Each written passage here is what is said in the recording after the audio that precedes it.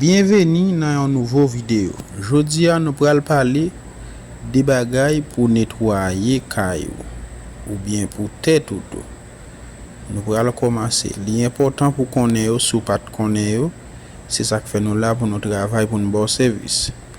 Et ça que fait nous dit chaque monde qui peut abonner avec channel là, abonner avec channel là pour pas rater même une grande vidéo parce que nous venons avec un pile vidéo qui est vraiment important. Bienvenido una vez más en este video. Estoy hoy con una clase para enseñarle a hablar sobre de cosas de limpieza. Por eso que le digo a todo aquel que o aquello que entra a ese canal, le pido a que se suscribe al canal para que siga recibiendo su video. Vamos a empezar. Brosse dents. Cepillo de dientes. Brosse dents. Brosse dents en creol, en español le dice o se dice cepillo de diente. Cepillo de diente, todos sabes, es para cepillar los dientes. Brosse dents, tout le monde connaît, c'est un bagage pour nettoyer dents. Eh bien, nous venons pour nous montrer comment yo dit en espagnol, yo dit cepillos de dientes, qui c'est brosse dents. Brosse dents. Ahora, vamos en la segunda parte. Brosse laver. Cepillo de lavar. El cepillo de lavar es para lavar ropa, muy bien lo sabes. El cepillo de dientes es para los dientes y el cepillo de lavar es para lavar ropa. Bien, nous connaissons brosse laver, c'est laver ou laver avec. Mais brosse dents, mon brosse dents avec. Mais brosse à laver, yo dit ça en espagnol, cepillo de lavar. Ça c'est brosse laver. La troisième qui c'est brosse peigner. Qui c'est cepillo de peinar. El cepillo de peinar es muy diferente al cepillo de lavar. Por eso que cada cual tiene su nombre diferente. Cepillo de peinar en creol se dice brosse peigner. Ahora, suape es algo para suapear la casa o el piso. En creol se dice mop. Nous connaissons bien mop, c'est un bagage yo nettoyer caille. Eh bien mop là en espagnol yo dit suape, qui est vraiment important pour nous connaître. Suape en espagnol, mop en créole. Et si nous descendons plus bas, escoba. Escoba, tout le monde connaît, c'est pour nous balayer fatra. Escoba es para recoger la basura o juntar la basura. En creol se dice balai. Balai, nous connaissons pour nous balayer fatra, soit dans la cour ou bien dans la caille ou bien dans la galerie, peu n'importe côté le derrière. Eh bien, yo dit ça en espagnol, escoba. Vamos a repetir de nuevo. Al repetir muy encore. Brosse dents se dice en español cepillo de dientes. Brosse laver se dice en español cepillo de lavar. Brosse peigner se dice en español cepillo de peinar. Mop se dice suape. Balai se dice escoba. Creo que estamos claros. Vamos en la segunda parte ahora para seguir explicando poco a poco.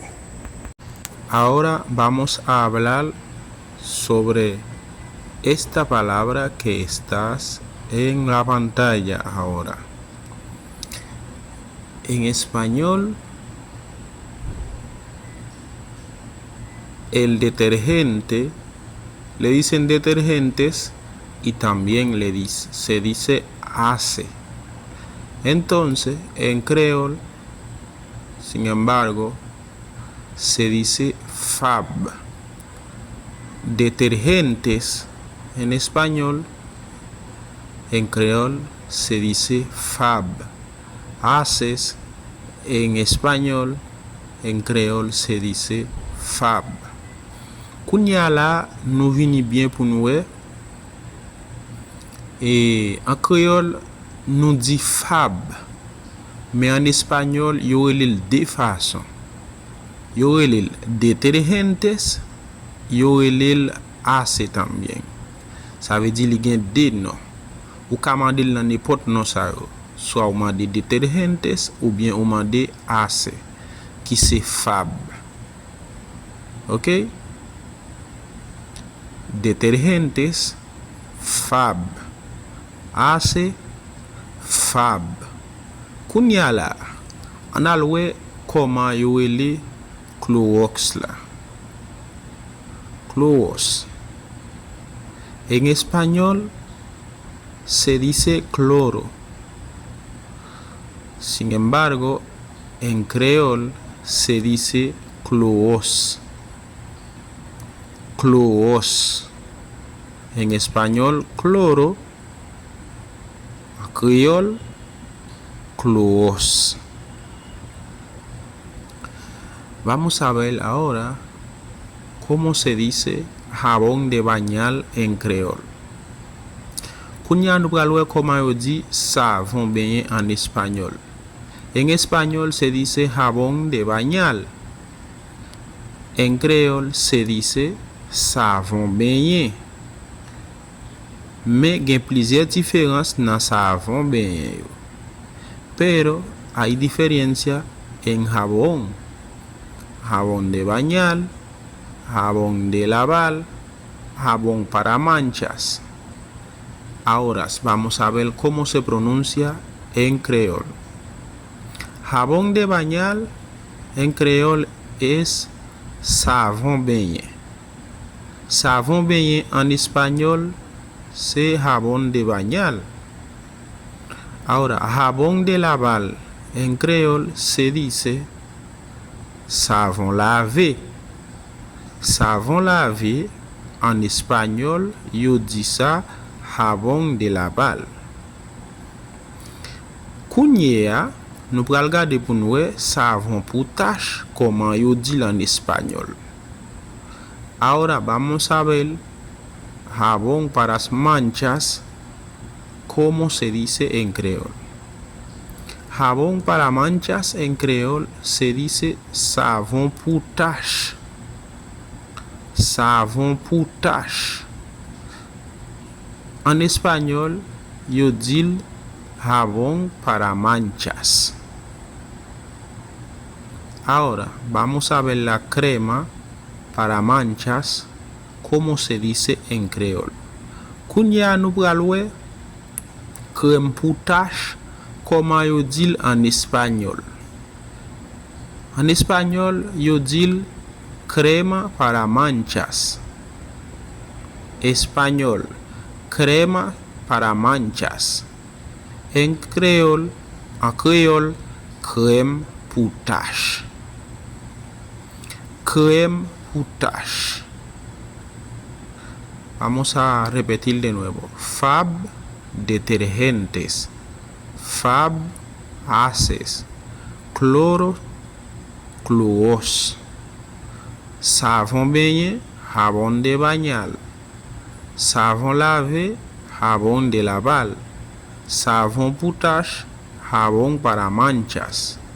Crème pour tache, crema para manchas. Creo que quedamos todo claro cómo se pronuncia en creol y en español. Vamos a seguir para la próxima. Seguimos. Cuñea no pral parler de douleur. Ahora vamos a hablar de dolor. ¿Qué tipo de dolor? ¿Qué tipo de douleur? Vamos a hablar de pastilla. No pral parler de comprimé. Pastilla para dolor de cabeza.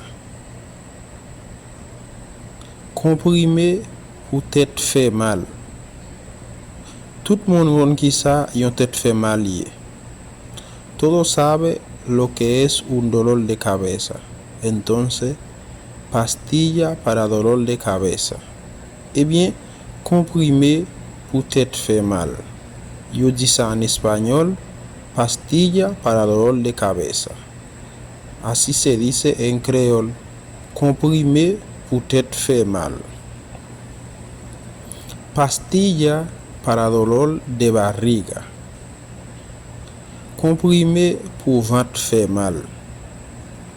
En español, pastilla para dolor de barriga.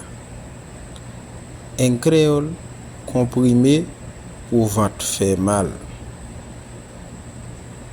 En español, yo dis pastilla para dolor de barriga.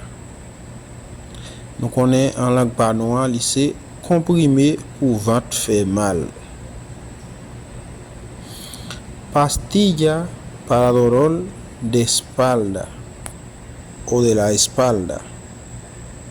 Comprimé pour douleur dans le dos.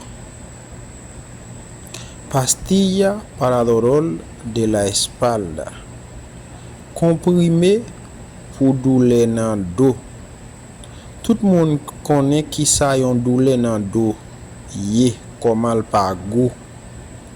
Todos saben lo que es un dolor en la espalda, como no es bueno.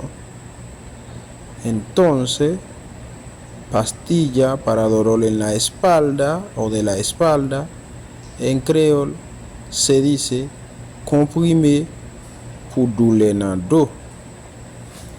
Comprimé pour douleur dans le dos, en espagnol, yo dit ça, pastilla para dolor de la espalda.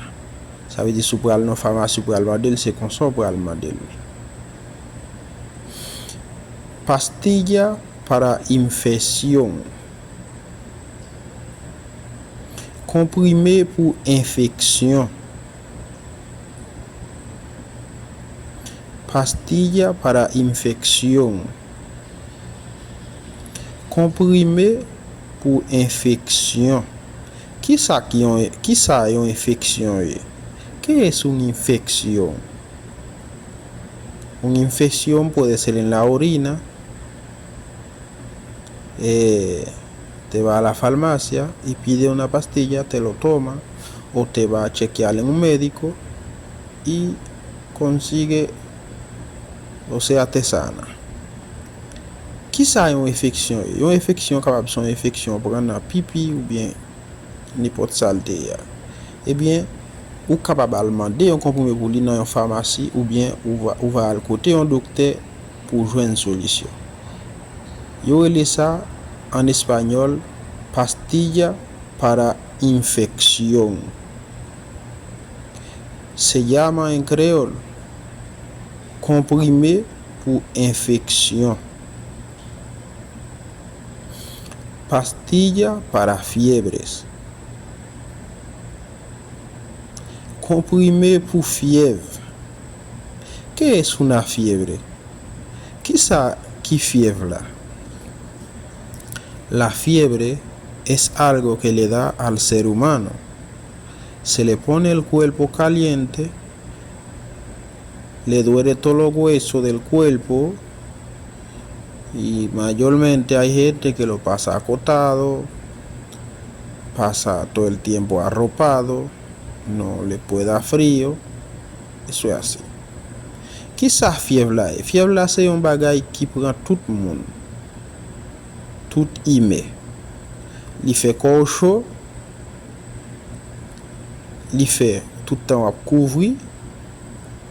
Et bien c'est comme ça. Et c'est là nous quittons dans fin vidéo. À tout bye bye.